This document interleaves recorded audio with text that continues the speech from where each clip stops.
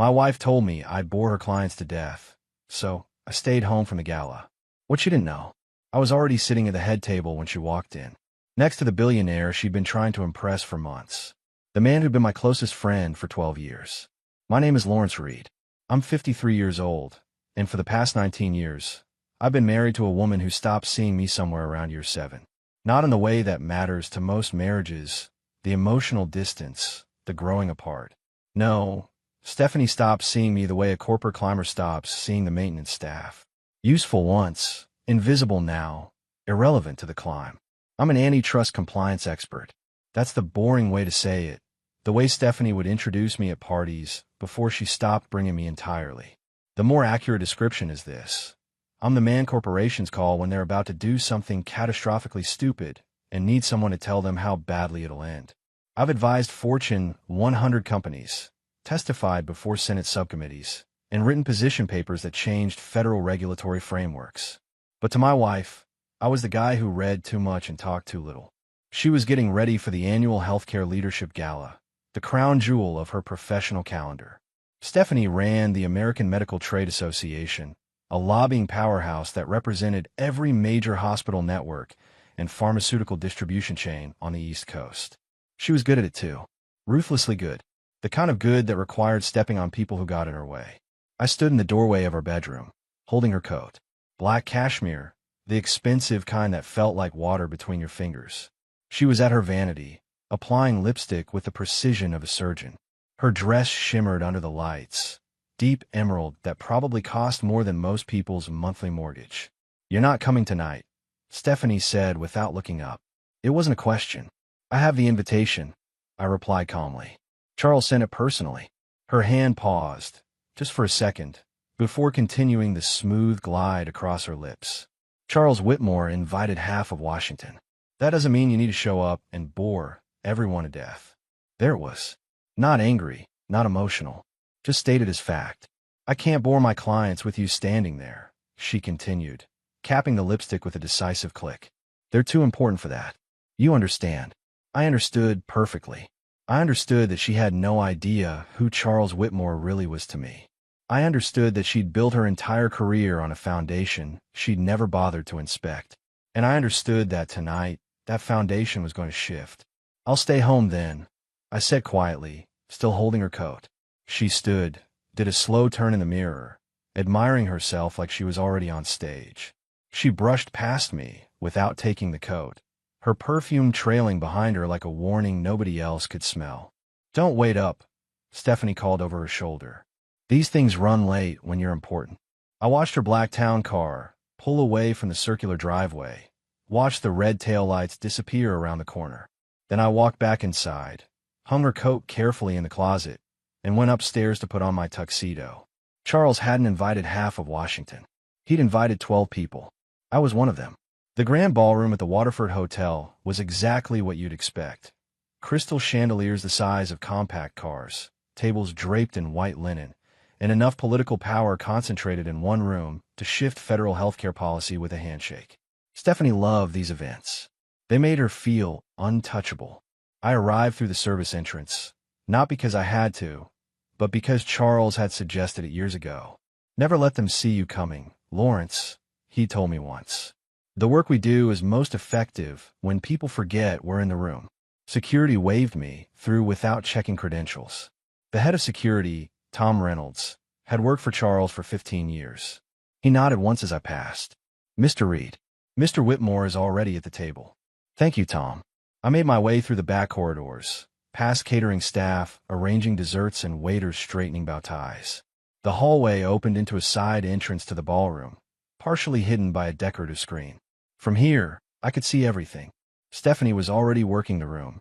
She moved like a shark through shallow water, all grace and purpose. Her dress caught the light as she laughed at something a pharmaceutical CEO said, her hand touching his arm just long enough to seem friendly without being inappropriate. She was good at this. Really good. Our daughter Amanda was there too, standing near the bar with a tight smile on her face. She wore a conservative navy dress, her firm's standard uniform for junior associates. Amanda worked at Stephanie's organization as a policy analyst, a position she'd earned but couldn't escape the shadow of. I watched her excuse herself from a conversation with one of the senior lobbyists, her shoulders tense. Benjamin, our son, stood near the main entrance in his dress uniform. He was on leave from his position as a military prosecutor at Fort Bragg, 34 years old, and carrying himself with the kind of quiet authority the military drills into you. He was scanning the room with practiced efficiency, and when his eyes found mine across the ballroom, he gave the slightest nod. He knew I'd be here. I called him 2 days ago. Charles Whitmore sat at a table near the stage, partially elevated on a platform reserved for major benefactors. At 64, he looked like what he was: old money, old power, and old enough to have seen every game played in Washington at least twice. His gray suit was impeccable, his expression pleasant but distant. The empty chair beside him was marked with a small placard. I crossed the ballroom floor, not hiding, not announcing, just walking. A few people noticed me, confusion flickering across their faces. Lawrence Reed? Here. When I reached the table, Charles stood and extended his hand. Lawrence. Right on time. Charles, I replied, shaking his hand firmly. Thank you for the invitation. Wouldn't have it any other way, he said, gesturing to the chair beside him. We have a lot to discuss tonight. I sat down, adjusting my place setting. From this vantage point, I had a clear view of the entire room. Stephanie was still networking, still performing. She hadn't seen me yet, but she would. And when she did, the first question would form in her mind, the one she should have asked years ago. Who exactly is my husband? The moment came during the reception hour, right after the opening remarks. Stephanie was in her element, holding court with 3 hospital administrators and a pharmaceutical distribution executive. She had that practiced laugh going, the one that said I'm listening, but also I'm the most interesting person here. Then her eyes swept the room, doing what she always did at these events, cataloging who mattered and who didn't. Her gaze moved past the stage, across the benefactor tables, and then stopped. Just froze. She was looking directly at me, sitting beside Charles Whitmore at the head table. Her champagne glass paused halfway to her lips. I watched the calculation happen in real time. Confusion, then recognition, then something close to panic. Charles leaned over to me. She spotted you. I see that, I said calmly. Stephanie excused herself from her group, her smile never faltering, but her stride had changed. She was moving with purpose now, cutting through the crowd toward her table. Benjamin saw it too. He shifted positions slightly, positioning himself where he could observe. She reached the edge of the platform, looking up at me with an expression I'd seen 1,000 times. The one that said we'll discuss this later, but right now, smile. Lawrence, she said, her voice carefully modulated. I didn't realize you'd be here. Charles invited me personally. I replied. We're old friends. Her eyes flicked to Charles, who gave her a polite nod. Mrs. Reed, lovely to see you again. Your husband and I go back quite a ways. Again. Stephanie's smile tightened almost imperceptibly. We've met several times, Charles said smoothly. Senate hearings, mostly. Lawrence testified on antitrust concerns in pharmaceutical distribution chains. Brilliant work. I watched her process that. Senate hearings. Testified. Brilliant work. None of it matched the narrative she'd built in her head. I see, she said carefully. Well, I should get back to my clients. Of course, Charles said. Though I should mention, Lawrence sits on my personal advisory board for healthcare policy reform. Has for 7 years now. We're announcing a new ethics initiative tonight. You'll want to hear it. Stephanie's face remained pleasant, but I knew her tells. The slight tension in her jaw, the way her fingers pressed harder against her clutch. She nodded once and walked away, her heels clicking a little too sharply against the floor. Charles watched her go. She really had no idea. None, I confirmed. That's going to make the announcement more interesting. 20 minutes later, Charles took the stage. The room quieted as he adjusted the microphone. Good evening, everyone. I want to thank you all for being here tonight. As many of you know, I've spent the last decade focused on ethical reform and healthcare administration. He paused, letting that sink in. Stephanie was standing near the back with her colleagues, her attention fully locked on the stage now. Tonight, I'm announcing the formation of the Healthcare Integrity Commission, an independent oversight body that will audit trade associations, lobbying groups, and industry organizations for compliance with federal ethics standards. The room stirred. This was news. Leading this commission, Charles continued, will be someone many of you already know by reputation. Lawrence Reed has agreed to serve as Chief Compliance Officer. His first audit begins next month. Charles looked directly at the section where Stephanie stood. We'll be starting with the American Medical Trade Association. The room erupted in polite applause. I stood, acknowledged it with a brief nod, and sat back down. Across the ballroom, Stephanie stood perfectly still, her face frozen in a smile that no longer reached her eyes. Benjamin caught my eye from across the room and gave his smallest nod of approval. Amanda, standing near the bar, looked stunned but something else too. Relieved, maybe, like she'd been waiting for this. Charles leaned over as the applause died down. Your wife looks like she just swallowed glass. She'll be fine, I said quietly. At least until tomorrow morning. Because tomorrow morning, her lawyer would call. And that's when everything would really start to fall apart. My phone rang at 6:47 a.m. I was already awake, sitting in the study of our house with a cup of coffee and a file folder I'd been maintaining for 3 years. Stephanie hadn't come home until after 2. I'd heard her heels on the marble floor, heard her pause outside the study door, then continue upstairs. We hadn't spoken. The caller ID showed Eric Palmer, the firm's senior legal counsel. I let it ring 3 times before answering. Eric, I said calmly. Lawrence. His voice was tight, strained. Is Stephanie there? She's upstairs. Still asleep, I imagine. I need you to wake her up. Now. This is urgent. What's happened? Charles Whitmore invoked the morals clause. He's terminating the association's contract with every single one of his affiliated networks. 63 hospitals, Lawrence. He's pulling everything. Effective immediately. I took a sip of coffee. That does sound serious. Serious. Eric's voice cracked slightly. This is a catastrophe. We're talking about 40% of the association's operating budget. Do you understand what I'm saying? I understand perfectly. What's the stated reason? Conduct unbecoming of a representative organization. There's a formal letter, time-stamped photos from last night's gala, witness statements. Lawrence, what the hell happened at that event? I attended. I said simply. My wife told me not to come. She said I would bore her important clients. Charles heard her say it. Silence on the line. Then quietly, oh God, there's more, isn't there? I asked, though I already knew the answer. He's not just pulling his networks. He's filed a formal ethics complaint with the Federal Trade Commission. He's claiming the association has been operating with conflicts of interest for at least 5 years. He's provided documentation. What kind of documentation? Internal emails. Meeting minutes. Financial records showing favorable treatment for certain pharmaceutical companies in exchange for... Lawrence, did you know about any of this? I set my coffee down carefully. Eric, I'm an antitrust compliance expert.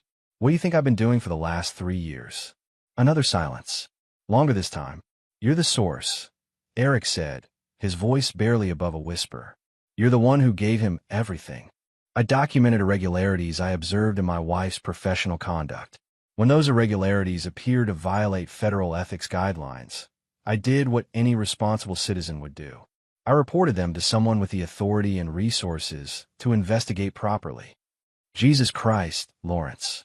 I need you to wake Stephanie now, Eric said, his voice shaking. The board is calling an emergency session at noon. She needs to be there. And Lawrence? She's going to need a lawyer.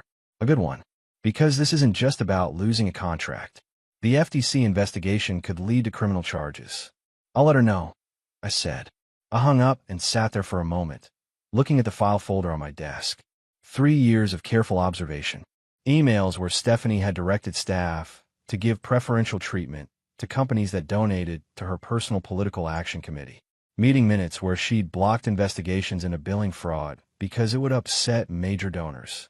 Financial records showing how she'd used association funds for personal expenses by reclassifying them as business development.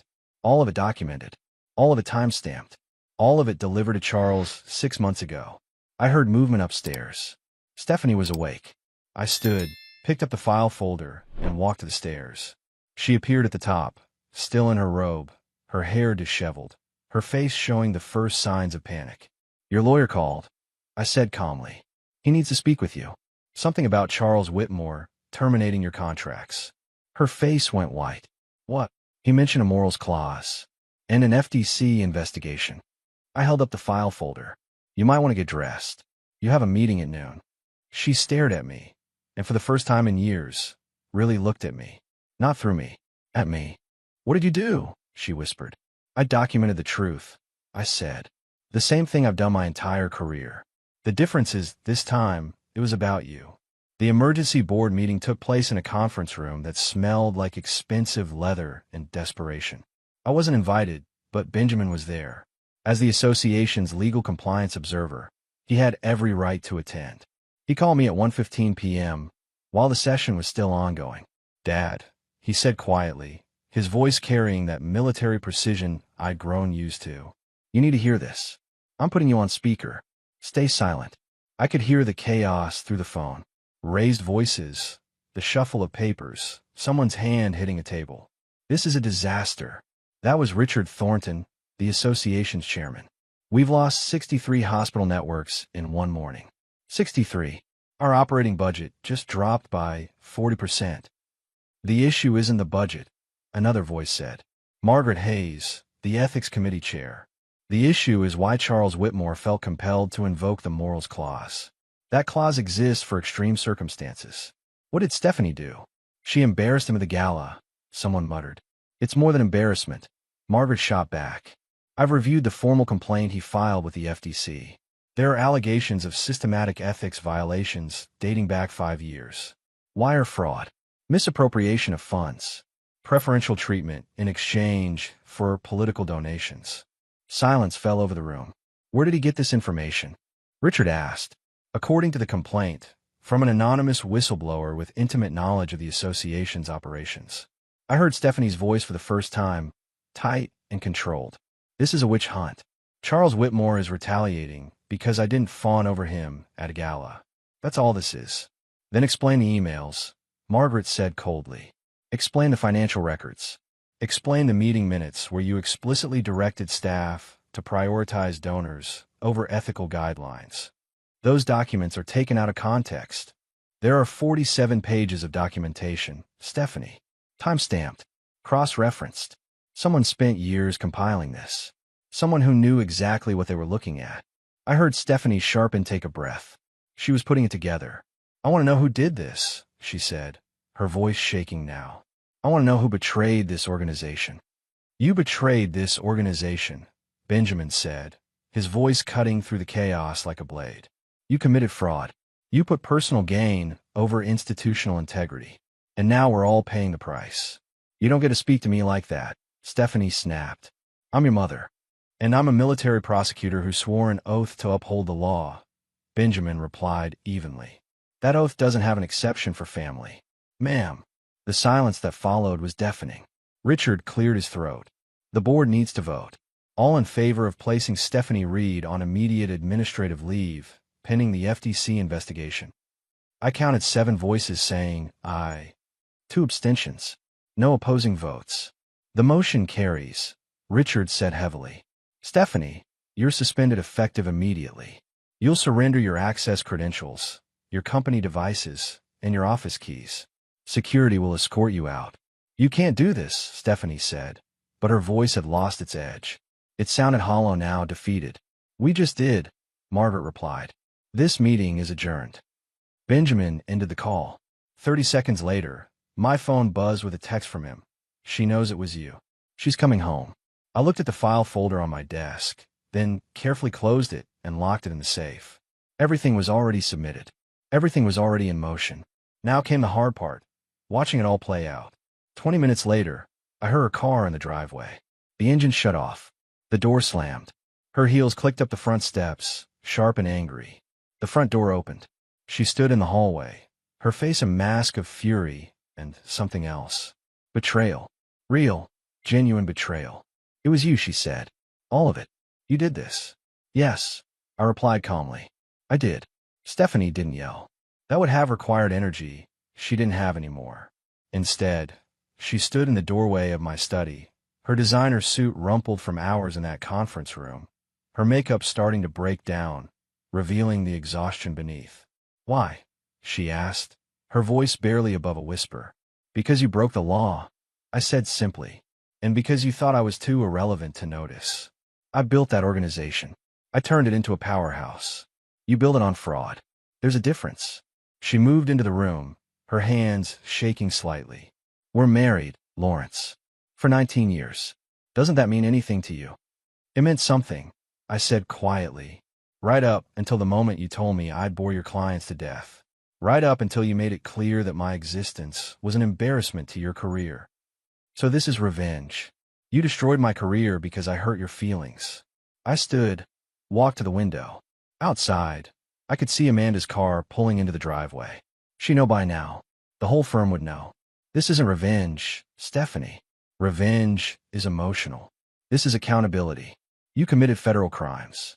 You ruined people's careers to protect yourself. You took money that wasn't yours. The fact that you're my wife doesn't give you immunity. It just means I had access to see what you were really doing. You spied on me. I observed you. Everything I documented came from sources you should have protected but didn't. Your work emails that you left open on the home computer. Your phone calls that you took on speaker while I was in the next room. Your meeting notes that you left on the kitchen counter. You were so confident I didn't matter that you stopped being careful. She sank into the chair across from my desk, the fight draining out of her. What happens now? The FTC investigates. If they find what I think they'll find, there will be federal charges. Wire fraud carries a maximum sentence of 20 years. You'll probably get 5 to 7 if you cooperate. Her face went white. Prison. That's generally what happens when you commit federal crimes. I need a lawyer. Yes, you do. A very good one. The doorbell rang. We both turned toward the sound. Through the window, I could see 2 men in dark suits standing on the porch. Federal agents. Stephanie looked at me, real fear in her eyes now. Did you know they were coming? I knew it was a possibility. She stood on shaking legs. I can't believe you did this to me. I didn't do this to you. I said, my voice harder now. You did this to yourself. I just made sure the truth came to light. The difference is, when you destroy people, you do it for personal gain. When I document the truth, I do it because it's the right thing to do. The doorbell rang again. Stephanie looked at the door, then back at me, and for the first time in years, I saw her see me clearly, not as an accessory or an embarrassment, but as someone who had power she never anticipated. I underestimated you, she said quietly. Yes, I replied. You did. She walked to the front door, straightened her jacket, and opened it. I heard the formal introduction. Stephanie Reed? I'm Special Agent Patterson with the Federal Trade Commission. We have a warrant for your electronic devices and financial records. We'd like you to come with us to answer some questions. I watched from the study as they led her to their car. Amanda stood on the lawn, her face a mixture of shock and something that looked like relief. Benjamin pulled up just as they were putting Stephanie in the back seat. He met my eyes through the window and nodded once. It was done. Not finished, but the machinery was in motion now. And once federal investigations start, they don't stop until they reach the bottom. I returned to my desk, opened my laptop, and began drafting my testimony for the grand jury. There was still work to do. There was always work to do. But at least now, the truth was moving in the right direction. Amanda showed up at my door 3 days after Stephanie's arrest. She didn't call first, just appeared on the porch at 7 in the morning with 2 coffees and a look that said we needed to talk. Can I come in? She asked. I stepped aside, let her enter. We went to the study, the same room where I'd compiled 3 years of evidence against her mother. She sat down across from my desk, set the coffees down, and looked at me with those sharp eyes she'd inherited from Stephanie. They suspended me, Amanda said without preamble. HR called yesterday. Said it's a precautionary measure while they investigate potential conflicts of interest.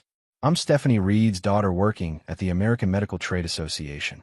They can't risk the appearance of impropriety. I'm sorry, I said, and I meant it. Are you though? Her voice wasn't accusatory, just curious. You took down Mom knowing it would affect me too. I took down a criminal. The fact that she's your mother and my wife doesn't change what she did. Amanda took a long sip of coffee, then set it down carefully. I've been working there for 6 years, Dad. 6 years of people assuming I only got the job because of Mom. 6 years of wondering if they were right. And you want to know the worst part? What? I'm relieved. Her voice broke slightly. I'm suspended, possibly about to be fired, and part of me is just relieved, because now everyone knows it wasn't just me. It wasn't just paranoia or imposter syndrome. Mom really was cutting corners. She really was breaking rules. And I spent 6 years watching it happen and telling myself I was wrong. I leaned forward. Why didn't you report it? Because she's my mother, Amanda said simply. Because I convinced myself maybe I was misreading the situation. Because every time I questioned something, she'd make me feel like I was being naive or ungrateful. She's good at that, making people doubt themselves. What are you going to do now? Amanda pulled out a folder from her bag, slid it across the desk. I'm going to testify. The FTC investigators contacted me yesterday. They want to know what I observed while working there. And I'm going to tell them everything. I opened the folder. Inside were printed emails, meeting notes, documentation of things Amanda had witnessed over the years. Small things that individually seemed innocent, but together painted a picture of systematic corruption. You've been keeping records, I said. Just like you taught me, Amanda replied. You always said if something doesn't feel right, document it. So I did. I never thought I'd actually use it, but she shrugged. Here we are. Your mother is going to see this as a betrayal. I know. Benjamin already told me she's furious that he testified at the board meeting. She called him a traitor, said he chose his oath over his family. He chose his principles over blind loyalty. There's a difference. Amanda nodded slowly. I used to think you were just quiet, that you let Mom run everything because you didn't care enough to fight. But that's not what it was it? No. You were watching, learning, waiting for the right moment. I was doing my job. Compliance is about observation and documentation. I just applied those same principles to my personal life when it became necessary.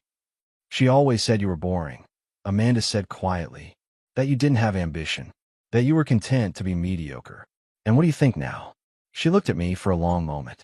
I think you're the most dangerous kind of opponent. The kind people underestimate until it's too late.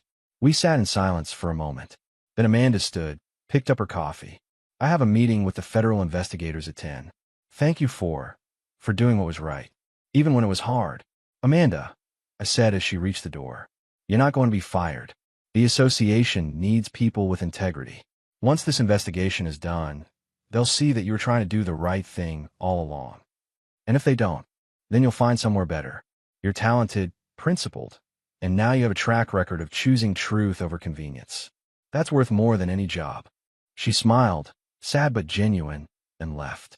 Through the window, I watched her drive away. One child who understood. One who'd chosen principle over family loyalty. Benjamin had done the same. Both of my children had looked at the evidence and chosen justice. Stephanie had raised them to be ambitious, but I taught them to be honest. In the end, honesty won. The grand jury convened 6 weeks after Stephanie's arrest. I testified for 4 hours, walking them through every piece of evidence, every email, every financial record that showed systematic fraud. The prosecutors were thorough, asking questions that peeled back layers of deception Stephanie had built over years. When I finished, the lead prosecutor, a sharp woman named Janet Reeves, thanked me and said something that stuck with me. Mr. Reed, in 20 years of prosecuting white-collar crime, I've never seen documentation this thorough from a civilian. You could have been an investigator. I replied. I just happened to be investigating my wife. The indictment came down 3 days later.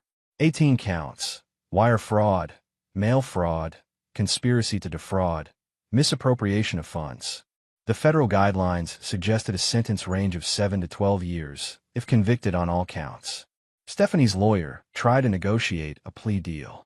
The prosecutors offered 5 years in exchange for full cooperation and repayment of misappropriated funds. Stephanie refused. She was convinced she could win at trial, convinced a jury would see her as a victim of a vindictive husband. Her lawyer called me, asked if I consider softening my testimony. I told him no. He asked if I felt any guilt about what I was doing to my wife. I told him I felt guilty that I'd waited so long. The preliminary hearing was scheduled for October. In the meantime, Stephanie moved out of our house and into a condo her brother was renting her. The divorce proceedings started, contentious and bitter. She wanted half of everything, claiming she'd supported my career while building hers. Her lawyers discovered that the house was in a trust I'd established 20 years ago, that my investment accounts were separate property I'd inherited from my father, that most of our joint assets were actually my assets she'd been living off of. The shock on her face during that deposition was almost worth the 3 years of silent observation. Charles Whitmore called me on a Tuesday afternoon. The Healthcare Integrity Commission is official now. Senate approved the funding. We start operations in January. Congratulations, I said. I want you to lead it, Lawrence. Not as an advisor. As the director. Full authority over audits, investigations, enforcement actions. You be the most powerful compliance officer in American healthcare. I sat with that for a moment. A year ago, I'd been the man nobody noticed. The boring husband who read too much and said too little. Now I was being offered a position that would reshape an entire industry. I accept, I said. Good. We'll announce it next week. Fair warning. Stephanie's lawyers are going to claim this is proof of bias. That you manufactured this investigation to advance your career. Let them claim it. The evidence speaks for itself. The announcement made national news. Healthcare industry publications ran profiles on me, describing me as a reformer and an ethics crusader. Colleagues I hadn't spoken to in years reached out to congratulate me. Universities asked me to speak. My phone didn't stop ringing for 3 days. Through it all, I kept working, kept documenting, kept preparing for Stephanie's trial. Benjamin called me one evening. Mom's lawyer contacted me, said she wants to talk. Family meeting. You, me, Amanda, and her. What did you tell him? I said I'd ask you first. She's still our mother, Dad. She's also a criminal who's trying to manipulate her children into helping her avoid accountability. I know, but maybe we should hear what she has to say. I thought about it. Thought about the woman I'd married 19 years ago. The woman who'd slowly transformed into someone who valued power over principle. The woman who dismissed me as irrelevant until I proved otherwise. Set it up, I said finally. But Benjamin? Record everything. She's going to try to manipulate us. I want documentation. Already planning on it, he said, and I could hear the grim smile in his voice. I'll learn from the best. The meeting was scheduled for the following week. I had no illusions about what would happen.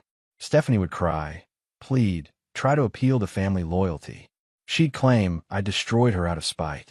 She'd paint herself as the victim. But I had 3 years of evidence that said otherwise. And unlike her, I'd spent those years building a case that couldn't be manipulated or spun. The truth was coming. And this time, nobody could stop it. The trial lasted 3 weeks. Federal courthouse, downtown Washington, with media trucks parked outside every single day. Stephanie's legal team tried everything. Character assassination, claims of spousal privilege, suggestions that I'd manipulated evidence out of spite. None of it worked. The prosecutors presented my documentation methodically. Email after email showing Stephanie directing staff to prioritize donors over ethics guidelines. Financial records proving she'd reclassified personal expenses as business costs. Meeting minutes where she'd explicitly ordered subordinates to bury compliance complaints. Amanda testified on day 7. She walked into that courtroom in a Navy suit, took the oath, and spent 4 hours describing what she'd witnessed working under her mother. The retaliation against whistleblowers. The pressure to ignore regulatory violations. The culture of fear Stephanie had created. When Stephanie's lawyer tried to suggest Amanda was lying to please me, Amanda looked him dead in the eye and said, "My father taught me that integrity matters more than convenience. My mother taught me the opposite. I'm choosing integrity." Benjamin testified on day 9. As a military prosecutor, his testimony carried weight. He described the board meeting where Stephanie had tried to dismiss the evidence as a personal vendetta. He presented additional documentation he'd found in the association's files, evidence even I hadn't uncovered. Stephanie's defense was that she'd been operating within industry standards, that everyone did what she did, that I was a bitter husband manufacturing a scandal. Her lawyer painted her as a successful woman being torn down by a jealous spouse who couldn't handle her success. The jury didn't buy it. I watched their faces during closing arguments. They'd seen the evidence. They'd heard the testimony. They knew what she was. The verdict came back on Friday afternoon. Guilty on 16 of 18 counts. The courtroom erupted. Stephanie's lawyer immediately moved for a mistrial. The judge denied it. Sentencing was scheduled for 8 weeks later. The federal guidelines suggested 7 to 10 years. Stephanie sat at the defense table, her face blank, as the judge read the verdict. She didn't look at me, didn't look at Amanda or Benjamin, just stared straight ahead as her entire world collapsed. Outside the courthouse, reporters swarmed. I gave a brief statement. Justice was served today. No one, regardless of their position or relationships, is above the law. That's all I have to say. Charles Whitmore was waiting by my car. Hell of a day. Yes, it was. The Healthcare Integrity Commission officially starts operations next month. Your office is ready. Staff is hired. We've got a backlog of organizations that need auditing. Good. Let's get to work. He shook my hand, firm and genuine. You did something remarkable, Lawrence. Most men wouldn't have had the courage. It wasn't about courage. It was about doing what was right. That night, I sat in my study with a glass of whiskey and my father's old watch. Benjamin and Amanda came by for dinner. We didn't talk about the trial. We talked about their lives, their careers, their futures.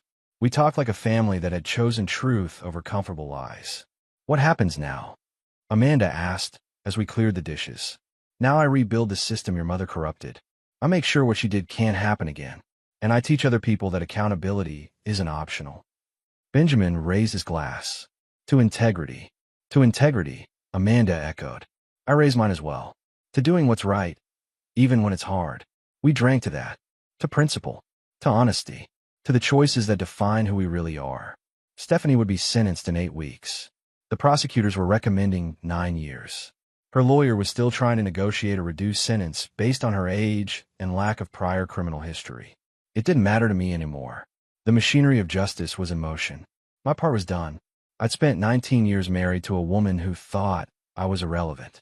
3 years documenting her crimes. 3 weeks watching her face accountability. And now, finally, I could focus on building something better than what she destroyed. 14 months after the gala.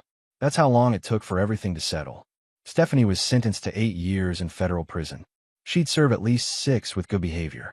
The judge had been harsh, citing her abuse of power and her complete lack of remorse. The divorce was finalized 3 months after sentencing. She got nothing. The prenuptial agreement I'd insisted on 19 years ago, the one her lawyer had dismissed as unnecessary, protected everything I'd brought into the marriage. The house, the investments, the trust funds. All of it remained mine. She tried to claim she deserved compensation for supporting my career. The judge reviewed the evidence and found that I'd actually been the primary financial contributor throughout our marriage. Her salary had gone to her lifestyle. Mine had built our assets. The irony wasn't lost on anyone. Amanda got her job back at the association. The new leadership, installed after the corruption scandal, recognized her integrity. They promoted her to senior policy director. She was building a reputation as someone who wouldn't compromise principles for politics.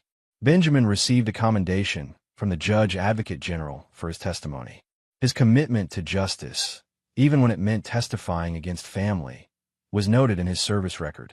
He was being considered for a position at the Pentagon. Both of my children had emerged stronger. They'd been tested and chosen correctly. I stood in my new office at the Healthcare Integrity Commission headquarters. Floor-to-ceiling windows overlooking the Potomac. A staff of 40 investigators and analysts. The authority to audit any healthcare organization in the country. Charles had called it a reformer's dream. I called it necessary work. My first major investigation was already underway. 3 pharmaceutical lobbying groups with patterns similar to what Stephanie had been doing. The documentation was building. The evidence was clear. Some people call me ruthless. Others call me a hero. I was neither. I was just someone who believed that rules applied to everyone, including people I loved. My phone buzzed. A text from Amanda. Lunch next week? Want to introduce you to someone special. I smiled. She was dating a lawyer from the Justice Department. Someone who shared her values. Someone who wouldn't compromise. Benjamin's text came next. Deployment extended 6 months. I'll be home for Christmas, though. Save me a seat at your fancy new office. I would. Both my children would always have a place in my life. They'd earned it by choosing principle over easy loyalty. That evening, I attended a Senate hearing on healthcare reform. I was testifying about the need for stronger ethics oversight. Senator after senator thanked me for my work. They called the investigation into Stephanie's organization a watershed moment for accountability. One senator asked me directly, Mr. Reed, you paid a heavy personal price for doing what was right. Was it worth it? I didn't hesitate. Senator, the price of doing nothing would have been higher. More people would have been hurt. More fraud would have been committed. More trust would have been destroyed. Yes, it was worth it. The hearing room applauded. Not because I was brave, but because I'd stated something obvious that too many people had forgotten. The truth matters more than comfort. After the hearing, I drove home to the house I'd lived in for 19 years. The house that was finally, truly mine. I poured a drink, sat on the back porch, and watched the sun set over the Potomac. Somewhere, Stephanie was in a federal prison, probably still believing she was the victim, probably still telling herself, I destroyed her out of spite. She'd never understand that she'd destroyed herself. I just documented how. Some men need validation. Some need recognition. Some need revenge. I just needed to know I'd done the right thing. And sitting there, watching the sunset, with my children thriving and my work making a real difference, I knew I had. Stephanie had called me boring. She'd said I bore her important clients to death. She treated me like I was invisible. But in the end, the boring guy had outlasted her. The invisible man had been seen by the people who mattered. And the husband she dismissed had proven to be exactly the kind of man this world needed more of. Someone who kept his word. Someone who documented the truth. Someone who wouldn't compromise his principles, even when it cost him everything. That was worth more than any gala. Worth more than any corner office. Worth more than any marriage built on lies. It was worth everything.